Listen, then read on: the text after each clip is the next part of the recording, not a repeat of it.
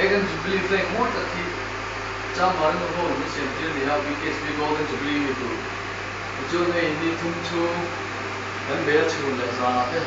ko da ni thela ko ti kan na hian ni moi khop mai a da sa leng tu chu ka chu nei flame ni ha flame ko moi khop mai hai ni zoro ma ti mi ro ngai lo ba ko be mun da ko lo ngai lo ni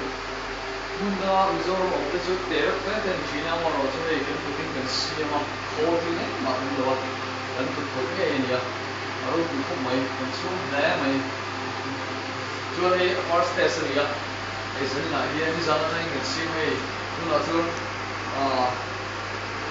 dar nis dar ni le chan be ro le ko ma ya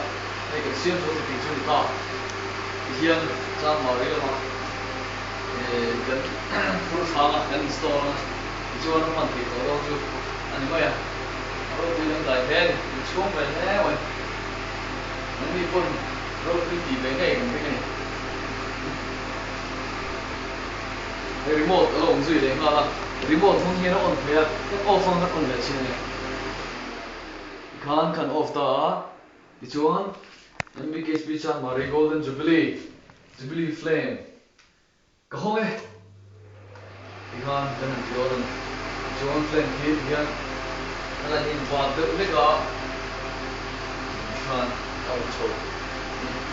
e chin ko lo na ala ne ya kan siam tel lo result ko la kai lo ti na chun chot ni do ni lo la sin ni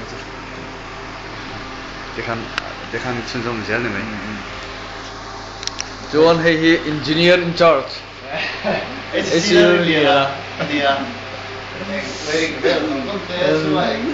live nge kan maram an moi na me decorate da te hi ngang chi nge turu ta kan ni kan ma se tian di la kan rin di mo ba kan focus lai te kan ma si te kan ma aus kan pal chat pal tal tu maya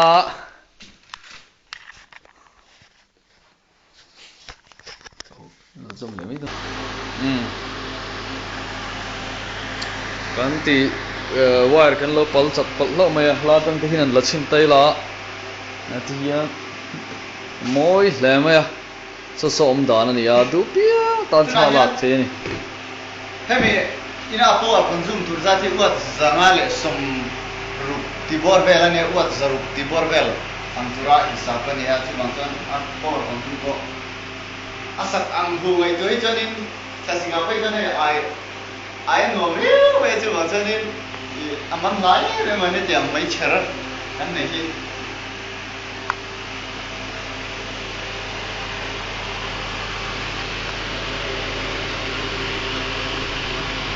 hian dar thala tuam chuan ya khutia kan lak te khu hetia kan lak khian in chung lo lang khu dar thala tang in focus kania and reflect awang ro lang ani then he flame te khan bi chiang tai la a ko skung te ko hi in an chiang tiang hiang o han ba te lam tuar ma ya e la hen flame mo ma chuan chung ril te ko ni ni in flame ti na flip ma ya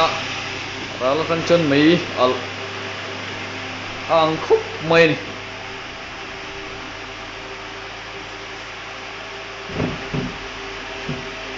al in chop al vel bo hi nal khop mai al tha mai chin ai chun al chadai to lom tro atla hiam to lo re này nikina thirzai kan kai huna phe chon ade ha kan bole chin ngen yang thirzai kan kai huna phe chon ala je zo ingali mo abal bien so ngai ti chong le nó chong na le mai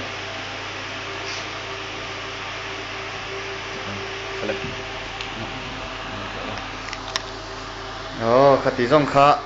test meichher test na video chu ani tunami hi kan mula hi engineer mark vandal puya vandal chu tel lo deu vandal puya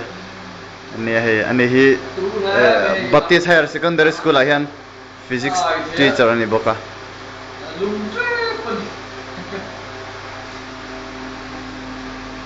son achunga tong de son eng soron langa andal khop mai he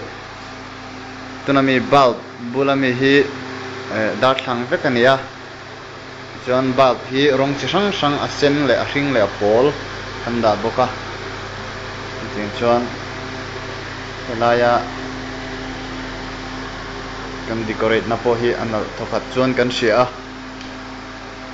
a man thu a pawh hian hei chu a chuan awm ve ni cheng sanga dawn man hu vel tur ani hrim hrim a tuna pawh hian tawh a chu wang chuan a hlu ani he thil hi ti kha tuna hian hei a puan hi a flame a tak hi pakhat chauh kan la dah tuna hian hemi a cross zawng chiah hianin pakhat kan la dah bel le dawna tuna chuan a test na mai mai ani wangin ti chauh hi kan la ti ta ni chuan dim light hi tuna mi a sen ho thep thup hi som pahnih awma heti mi bial chungah hian chuan heta hnuai ami kual hi pariat ani bawk ani chuan a chhungah khawn CFL tuna ron eng phot phot khu pahnih kan dah bawk ani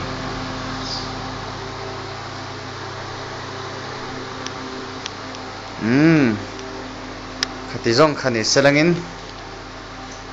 tuna chuan nan lo duh tawk tawh ri phawtang